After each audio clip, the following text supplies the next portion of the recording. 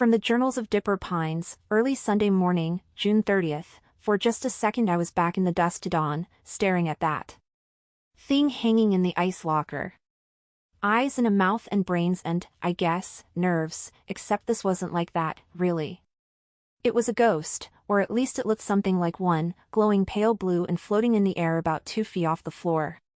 But it was less the ghost of a person than, gosh, I don't know if I can even describe it. Okay, it was the floating, unconnected parts of a sort of human being, a really weird-looking one with a tiny head and arms and legs that were too long. They were severed, not part of one body at all, but bobbing in the air weirdly. It was like a marionette that had been unstrung and all the pieces were being worked by different puppeteers, who were all blindfolded.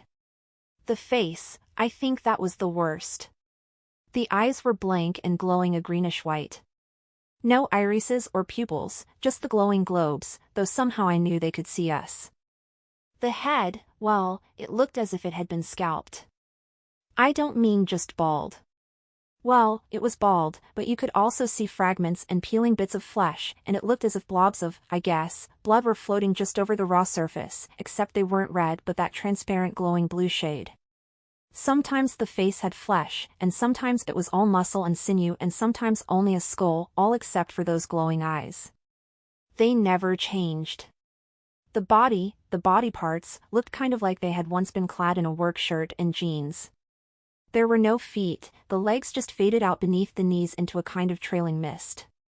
There was a kind of odor in the air, too, not a stinky one, but sort of oily, I guess, and kind of like the smell you get when you're around high-tension electric wires.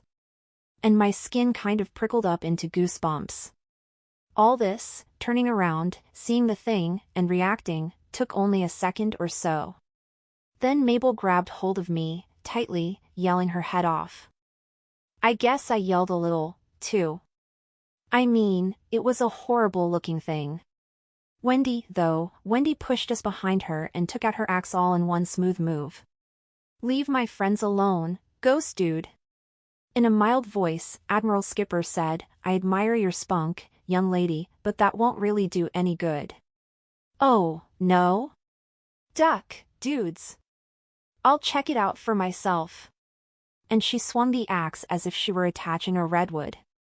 The blade whooshed right through the ghost. Well, that was normal. For a ghost, I mean. Which is abnormal, I suppose. Anyway, it was a good thing that Mabel and I had crouched down when she warned us, because the momentum of Wendy's swing made the axe whirl around above our heads. I heard the hiss of it as it cut the air. The ghost didn't react at all. It just hovered there for a few seconds, its head bobbing and kind of nodding, its eyes staring at us. Then it started to drift. It moved lazily through the air, like a puff of smoke. Its parts kept changing, the arms became skeletal before getting back their flesh and shirt. The hand fell apart into a cloud of little bones before reforming again. For a second you could see the organs in its chest, lungs and heart, and then they were hidden once more. The jumble of pieces, only approximately in the right positions, passed through the wall and into the hallway. We crowded at the door and saw it float back past the dining room, toward the back of the house. The light it gave off was real enough, I could see the glow lighting up the walls as it glided along. Where the hall ended the ghost came to another framed ship picture, this one a blown-up color photo of a modern Navy ship. It passed right through without even pausing. What's behind there? I asked. That's the back wall. Only the garden, the Admiral said. No use trying to follow the thing now, though, my boy. It never appears outside. It's vanished. That's how it is. Sometimes it just shows itself and evaporates, other times it drifts around for hours and fades out as it goes through an outer wall. Usually it's silent, as it was just now, but sometimes it makes bizarre sounds, as if it's trying to talk.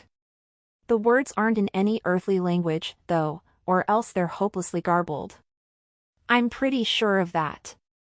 That was flat out weird, man, Wendy said, reluctantly sheathing her axe. How'd you know it wouldn't do any good to attack him? The Admiral shook his head and heaved a sigh. My dear Miss Corduroy, if you look at the wall of my study, which is where I first encountered the ghost nearly a year ago, you will find 5 bullet holes from a 9mm M9 sidearm. Each one passed through the ghost's head or chest. Not a single one even slowed it down. Dude, Wendy said. You stood your ground. Good for you. Thank you, but shooting it didn't solve my ghost problem. The Admiral smiled wearily. Just as your axe didn't avail you. Nearly a year, I said. Do you remember the exact date? Let me see. Not precisely, the Admiral said. He frowned, making his wrinkly face even more like a prune. I didn't make a note of it, but just let me think. Unless I'm mistaken, I believe it was late in August. Not the very end. Maybe around the 23rd or 24th. Probably within a day one way or the other. Mabel said, that was when weird. I nudged her and said, never mind all that. Oh. Sorry. Admiral, you told me that Mr. Preston Northwest recommended me. Do you mind if I ask how you know him? We're members of the Gravity Falls Country Club, he said. Last week we were both at a cocktail party there and fell into conversation. I don't have much in common with the Northwests, but you know how it is. You chat politely. Well, sir, the ghost had been more than usually boisterous the night before, jabbered those baffling sounds for nearly half an hour, just at midnight, kept me awake fuming about that for another 3 hours. I happened to mention to Northwest that I was leaving early because I felt exhausted, and I told him why. He then gave me the tale of the lumberjack, was it? The lumberjack ghost that you confronted. Said you were the boy for such a task. I'll have to thank him, I said. Sir, do you think the ghost might show up again tonight if we wait? Very unlikely, my boy. On extremely rare occasions it appears twice in one evening, but most often we see it only once a night. Always at night, most commonly at midnight, though you'll note tonight it was 2 hours early. It's driving me crazy. Anything you can do. I promised him that I would read up on ways to summon ghosts. If we could be sure it would appear, we might be able to banish it, or at least speak to it and find out what its purpose is. I'm sure it was aware of us. Those empty eyes were staring at me. I could feel it. Anyway, we waited around until 15 past midnight, just on the chance it would show up again, but no luck. Wendy said she'd drive us back again tomorrow night, well, tonight now, really, since it's Sunday already. I want to see how you deal with this thing, Dipper, she said. Mabel began, maybe you could get a lamb costume, zip it, sis. Dipper and Mabel slept in that Sunday morning, making up for their late night. Then after Mabel went out to romp with Waddles, Dipper settled in at his desk in the attic, reading up on ghosts not only in the journals but in the volumes of folklore he had brought with him from Piedmont. He also opened up his laptop and began to surf the web for advice on dealing with haunts and spooks. He had packed a few emergency supplies, too. Before boarding the bus for Gravity Falls, he had learned the previous summer that in that town it was good to be prepared for anything. In a small overnight bag he had a vial of anointed water, for example, and a round silver mirror. He also had a bracelet made from rosewood and a book of Latin spells meant to call up and to control ghosts. He copied out some of the likeliest sounding chants, hoping that he could pronounce the Latin well enough for them to work. The evening before, he had been too rattled to try to photograph the ghost with his cell phone, but he also had a good digital camera. He installed fresh batteries and checked it. Yes, it was working. Of course, ghosts were notoriously hard to catch in a picture. Still, worth trying. In late afternoon, Dipper settled down and tried to catch a little sleep. If the ghost appeared at midnight or later, he wanted to be alert enough to react fast.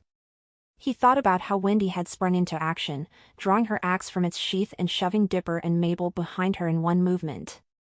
I wish I could be that quick, he murmured just before dozing off. He drifted into sleep and into dreams, and though these made him toss and turn, he didn't wake up. Not for hours. Then an incredibly loud honk jerked him awake, his heart hammering and his ears ringing. Who, what, huh? Air horn. Mabel shouted, giving another ear-splitting blast. Time for dinner, Brogart. Melody said to wake you. He was still shaking. Don't do that. I was having a dream. Mabel clambered onto the foot of the bed and folded her legs under her, bouncing on her knees. Ooh, a dream about Wendy? Was she riding a handsome white stallion naked except for her beautiful long hair, like Lady Girardelli? She frowned, her tongue sticking out. No, wait, that's the wrong chocolate. Dipper shook his head morosely. I was dreaming about Bill Cipher, if you want to know. He'd come back, and he was mad and wanted to hurt me in the worst way possible. It was all messed up, and I don't really remember details, but, Mabel, I think he'd killed you. His voice broke on the last words. Oh! Mabel dropped the air horn and clapped her hands over her mouth. You don't think, he's not back, Dipper said. This was just a dream. I know the feel of Bill when he's in the mindscape and worms his way into your head, and this wasn't anything like that. He sighed. I don't think the ghost really has anything to do with Bill Cipher, but he showed up at the Admiral's house just about the time Bill opened that rift. That kind of worries me. You think he may be like a myrmidon of Bill's? This time you mean minion. From the look of him, I'd imagine he's more like a victim of Bill's. Anyway, I don't think the dream was a warning that Bill might be back. But it might possibly be an omen. Dipper paused, then said firmly, Mabel, you can't come tonight. What? It may be dangerous. She reached into her sweater and pulled something out. In that case, I have 2 words, grappling. Hook. I don't want you to get hurt. Dipper, she said in a pleading voice, don't you understand? You've got my back, and I've got yours. Mystery twins. He stared at her before reluctantly returning her fist bump. You're gonna go anyway, no matter what, he said. You can bet on it. Okay. But Mabel, please don't take chances, okay? Chances? Me? Ha. Brojangles, you know me. Yes, I do, Dipper said. That's why I'm worried. This time they stopped for burgers and sodas at Greasy's Diner before traveling on to the Admiral's home. As they sat in a window booth in the back, away from the other customers and out of earshot, Wendy asked, So what you got, Dip? Some voodoo root or something? Are we gonna pound that sucka into powder? Boosh. First, Dipper said, we're just going to see if it can tell us what it's here for. See, usually ghosts have some kind of unfinished business on Earth. Like the 2 old folks in the convenience store still held a grudge against all teens, even in the afterlife. When we went into their store, their resentment brought them back. If we hadn't found that out, I couldn't have, done the Lammy dance. You gonna eat your fries? Mabel asked him. Yes. Too late, she said through a mouthful of potato. Wendy leaned across the table and nearly whispered, Dude, the ghost doesn't talk. Or if it does, it doesn't make sense, the old guy says. Dipper rubbed the back of his neck. Well, if I can get it to speak at all, I'll try to record what it says. It may not even work. Ghosts and vampires don't have any reflection in a mirror, and it's nearly impossible to photograph them. I don't know if it works the same with any sounds they make, but I'll give it a try. He pulled the digital camera out of his pocket. I've got this set for movie mode. It captures sound, too. You gonna finish your burger? Mabel asked him. No. You can have it. Dipper shoved his plate toward her. But after looking at it, she pushed the quarter of a burger away. Aw, don't just give up like that, Dip. I mean, what's the fun in that? Wendy grimaced. If the ghost shows up, I hope it's not, hacked off at me for trying to axe it. Well, you pretty much didn't do anything to it, so I don't think it'll be too mad, Dipper told her. What ghosts usually want is just to settle something that's left undone. Once they do that, they can move on to wherever their next place is. I'm hoping we can send the Admiral's haunt into the light, as they say. And that's like a one-way ticket out of the world? You got it, Dipper told Wendy. They paid the check and left, lazy Susan bidding them a cheery good night. It was already dusky dark outside. They drove up to the iron gate, it opened, and they rolled through the collection of military memorabilia. Doggett opened the door when they rang the bell. Come aboard, he said. Doggett, dude, Wendy said, jerking a thumb back over her shoulder, what's the Admiral gonna do with all this hardware? Just use these things as really impressive lawn ornaments? Doggett shrugged. He wanted to create a military museum here. Endow it so that after he passes away it will be open to the public. However, what with the ghost and all, that plan's on hold. Make a heck of a museum, Wendy said. I'd pay to tour through it. The Admiral, now in civvies, khaki pants, a white shirt and black bow tie, and a navy blue sports jacket, met them in the sitting room. Good evening, sir, Dipper said. Has, the ghost appeared tonight? No sign of him so far, the Admiral replied. Mind, it doesn't show up every single night, so we may have no luck this evening. Mabel said, I've been wondering, Mr. Admiral, does the ghost always fade into that picture in the hall when it disappears? Frequently, but not always, the Admiral said. He stroked his chin thoughtfully. Now that you mention it, I'd say it exits that way more often than any other, though. And he appears there pretty often, too. Let's take a look at the picture, Dipper said. They went down the hall. The Admiral switched on a small but bright picture light over the framed photo. It was a big one, 16 inches by 20 or thereabout. It must have been taken from another, larger ship, or maybe from a helicopter. The angle was looking slightly downward at the ship as it cut a wake through what looked like open seas. That was taken in the South China Sea during the 1960s, Admiral Skipper said. The USS Mistral, a patrol boat. Then she was being used as a communications vessel during the Vietnam War. By the time I knew her, she had been decommissioned from active service but was recalled to duty and used for the experiment I spoke about in the waters south of San Clemente. Complete debacle, as I told you, and the end of my career. She's decommissioned again now, I know, but I haven't heard what's become of her.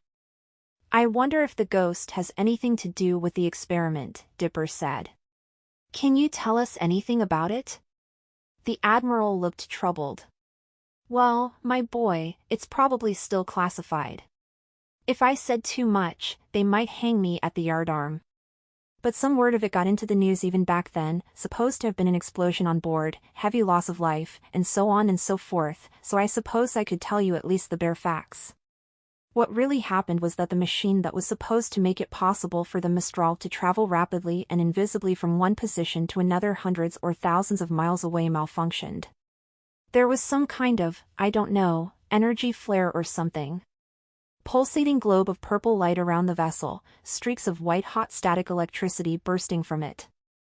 The crewmen's deaths came from that, not from an ordinary explosion. That's all I'd better say. Maybe the ghost blames you for its death, Mabel said. Can't think why. I didn't build the blasted machine, didn't design the experiment, and certainly didn't order anyone to participate. Wasn't even in charge of the vessel, come to that. I was just a rear admiral sailing a desk, and I had a knack for writing things clearly, so I was attached to the operation as an observer and reporter, that's all. The Admiral looked sadly at the photo. If the ghost wanted to haunt someone who had real responsibility, it should go after the man who designed the experiment. Inventor fellow, civilian, what was his name, MC something. Oh, man, Mabel said. Not McGucket? Might have been. Might have been. Though that doesn't sound quite right. What year was this? Dipper asked. It happened in July of, let me see, it was 5 years ago, or will have been in a week. Couldn't have been him, Dipper said. The McGucket we know was crazy at the time. Well, maybe the name will come to me, the Admiral said. The recorded bells chimed loudly 4 times. For bells, the old man said, tilting his head to one side like an inquisitive dog. 10 p.m. in civilian time. Want to wait till midnight, Dip? Wendy asked.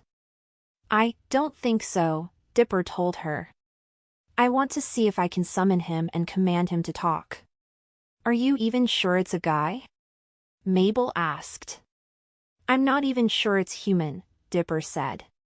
He had brought in a satchel.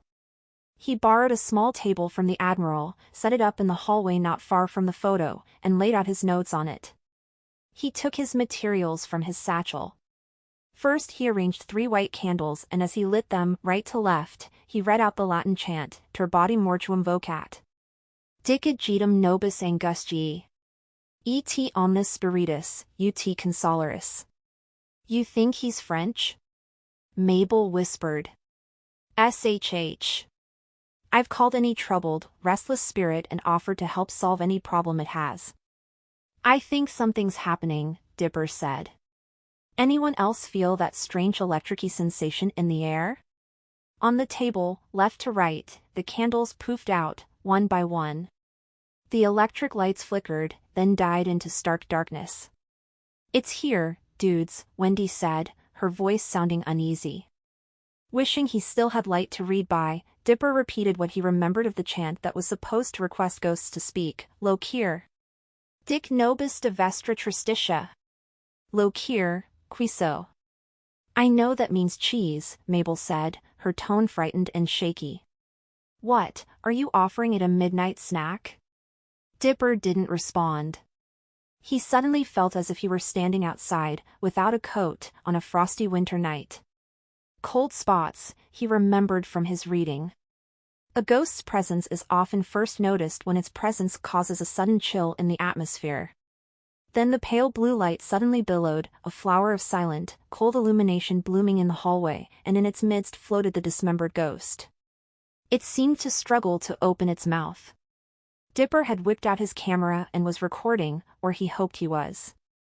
But then when the ghost did produce sounds, they were inhuman, sounding like nothing any of them had ever heard before, something like Subploich tinemxa athpoties stirlnotabrayu. Subploich.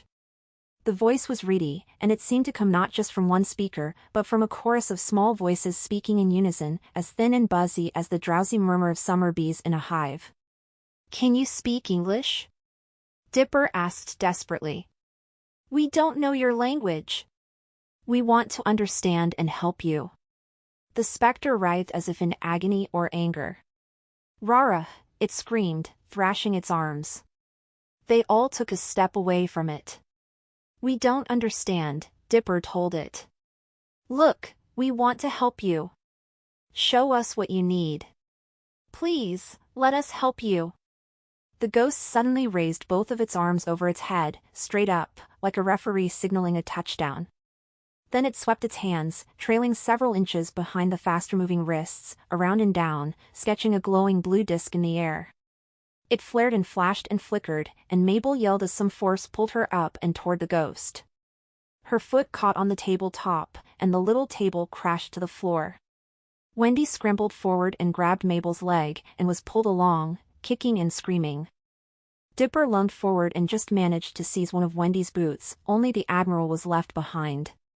All 3 of the kids screamed as they shot forward, tumbling into the glare of uncanny light, and a moment later it swallowed them up and everything changed. To be continued. Nothing. There was nothing. Well, Dipper corrected himself, there's light. A kind of light, but so dim, like the false dawn on a day shrouded in fog. But all he saw were formless masses. It felt like being inside a roiling, simmering cloud, except there was no wind. He wasn't standing, but floating.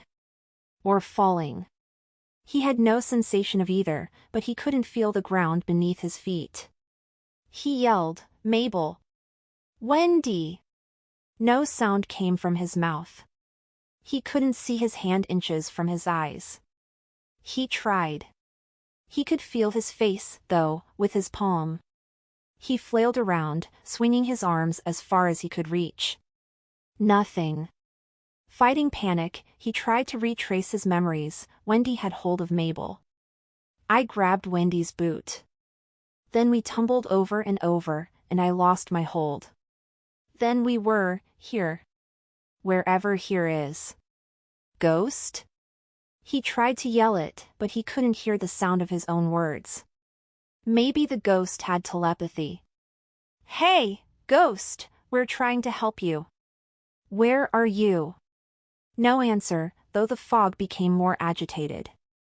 Everything was gray, a gray world with dark gray swatches moving and boiling and dissolving and reforming. Shapelessness and placelessness. Except for his body, nothingness. But he was alive. His pounding heart said he was. He tried to twist himself, to do a somersault, to look behind him, above him, below him. Didn't help. No directions here. Think. Think. What did the journals say about this kind of experience? Nothing that he could remember. But there was something. Grunkle Ford had told him once, when he'd answered maybe 4 of the 6 billion questions Dipper had about his granduncle's experiences and adventures. What had he said? Dipper, the other worlds weren't the toughest part of traveling through dimensions. Sure, they were the most dangerous, but the times I spent lost in between were what threatened my sanity. The times I spent lost in between. But Grunkle Ford had found his way back, true, with Grunkle Stan's invaluable help, but still, I wish I'd asked him how he made his way between worlds. Wait, was it getting lighter? Yes, ahead, a very dim, very tiny circle of that weird blue ghost light. Or maybe not tiny, maybe just very distant. It did not move or float. It was a fixed point, the only fixed point, in all the random gray chaos. I need to get there. Dipper tried to swim through the gray fog. This is impossible. I can barely swim in water. He kept his gaze locked on the blue light, hoping it was a portal of some kind, hoping it would lead him home. But I won't go without Mabel and Wendy. I won't. Dipper stopped making an effort to move and hung there, breathing hard. He tried again. Mabel. Wendy. Where are you? This time he heard his shout, but faintly, as if his voice came to him from a mile away, so thin that it was barely there at all. And something? Did he hear something else? He held his breath, biting his lip in concentration. Dipper?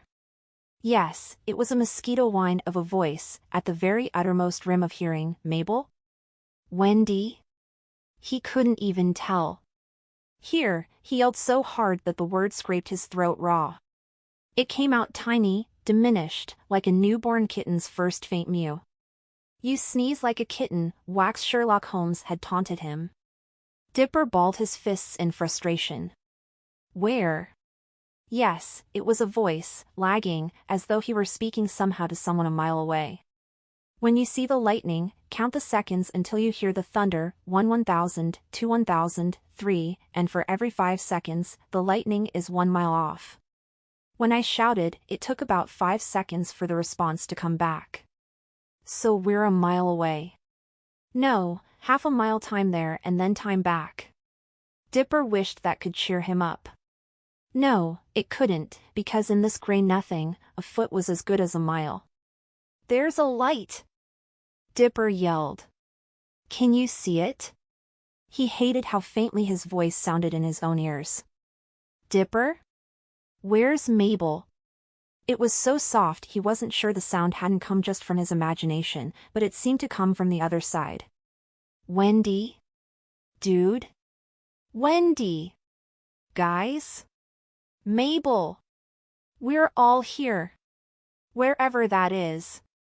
I can't see you guys. Mabel, are you okay? For a few seconds they all babbled. Then Dipper yelled, Wait, wait! Can you two see that sort of blue whirlpool of light? Got it. That was Wendy. It's not a whirlpool, it's a pinwheel. Mabel. Definitely Mabel. I think we're getting closer to it, Dipper yelled. Or vice versa. Head toward it if you can. Dude, I thought the light was a way out of the world. Yeah, I think we did that one already, Dipper called back. I'm hoping this is the far side. He was feeling himself, patting down his clothes. He'd hung onto the camera, he stuffed it into a pocket of his vest and buttoned it in. His cap, he touched it, floating a few inches above his head. He pulled it firmly on. Definitely lighter now, a world like the inside of a pearl, but he still couldn't see anything, not even his hand. I don't like this. Mabel again. I'm not having the thrill of a lifetime either, Dipper called back. Not so hard to yell now, and it didn't have to be at the top of his lungs. Dipper, the light's way bigger now, man. Yes. If he kept his gaze on it, he could even tell it was growing by the second, as though they were speeding toward it. Or, vice versa. I don't want to crash into it. Hey, came Mabel's shout. Now it's slowed down. Did I do that by thinking about it? Okay, little faster. I think we're moving again. Steady, but not real fast. I'm almost there. Where are you guys? Dipper and Wendy answered at the same moment, close to it. About to hit it, man. It was like the, portal opened in the Admiral's hallway when the piecemeal ghost had swept its hands in an arc, bigger, though, the size of a house. And now Dipper could see that the edges flashed and crackled with some kind of energy. Oh. What had the Admiral said about the experiment aboard the Mistral? A purple fog with bolts of white static electricity? Killed men like an explosion? I think we're gonna be sucked through. Dipper yelled. Try to ball up and roll when you pass through, we'll probably hit some kind of ground. He could feel it now, feel the vacuum of it, urging him onward, like a wind without substance. Let us survive this. Let Mabel and Wendy be safe. Now from the corners of his eyes Dipper glimpsed two shadowy forms on his right and his left, one smaller, one taller. Had to be them. Had to, Dipper, man, I think I see you now. What is this stuff we're in? I don't think it's anything. Try to stay loose, here we go. He had dived off the tallest cliff in the world into a small luminescent pool thousands of feet below. It took forever to fall, but the fall accelerated, and now that the pool surface rippled close he was slamming toward it. It feels like an electric shock, darkness, heat, hun. He landed hard, on his shoulder, and rolled 3 or 4 times. Hard surface, asphalt or concrete, and it was warm, the air muggy, distant sounds of traffic. His head was spinning and he couldn't stand up at first. Half sitting, half reclining, braced on his left arm, he coughed and said, Mabel? Wendy? Oh. Every bone in my body is broken. No, wait, my nose is still cute. Mabel! Where are you? Here. Oh. Where's Wendy? Wendy? I'm okay, guys. Where'd the light go? I think it's one way, Dipper said, unsteadily finding his feet. Wonder where we are. Not in the porta potty again, Mabel said. It doesn't smell as bad. But it's about as dark. A hand brushed Dipper's back. He reached and caught it. Mabel? No, me. Dip. Man, I thought we were goners. Where are you? Right here, Mabel. Close by. Just follow my voice. Come on. We're standing right here, OUCH. You poked your finger in my eye. Mabel was patting his face. Is this Dipper? You must have been bruised up, broa. You feel all lumpy and weird. It's me, and take your finger out of my nose. You. Bro boogies. I think we're in, like, a parking lot or something, Wendy said. But it's pitch dark. I don't think we're outside at all, Dipper replied. There's kind of a faint echo. We might be in a big empty warehouse or something. I think there's a crack of light, Mabel said. Here, grab my hand. Wendy? No, Dipper. I'm holding hands with Wendy with my right. Ooh la la. Mabel, snapped Dipper and Wendy together. Okay, kidding aside, I'll lead you. They shuffle-stepped, not knowing what they might trip over in the darkness. It felt like a concrete surface, smooth and hard. In a few seconds, Dipper saw it, too, a faint narrow streak of light, vertical. Dim, but light. They reached a barrier. Metal. It's like huge sliding doors, Dipper said.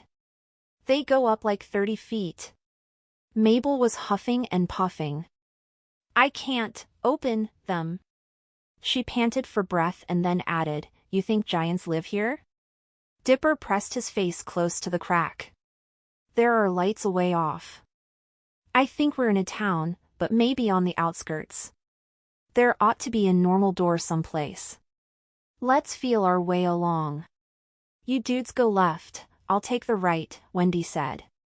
They did, palms flat against the metal.